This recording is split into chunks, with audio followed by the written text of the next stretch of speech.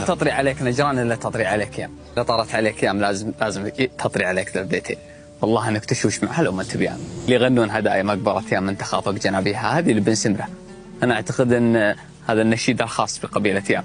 اذا بنتكلم عن الشعر في نجران دائما ودي، وحتى كل ما قبلت لي واحد من اهل نجران مهتم في الشعر انا لازم اقول علي بن بلال. أهل نجران بشكل عام وإيام بشكل خاص كرموا علي بن بلال.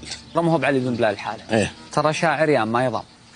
يا سلام. والله العظيم القبيله لها حفلات والدعم ابشر بدعم والحميه ابشر لك بحميه فارقح عن غيره. ما الحق حق يقام، الحق حق ان يقام. شوف شعراهم اذا شاركوا في المسابقات نص المسرح لهم. راح يوم شارك نشيره والله العظيم من نص المسرح قايمين يقولون اقبلت يا من تخافق جنابيه. وانا يا ابو عمر وانت عارف شعراء ايام ترى جزرين جدا. صح. مثل الجنيه عيار 21 اللي يقول ونجران لانها مثيره للشعر اولا.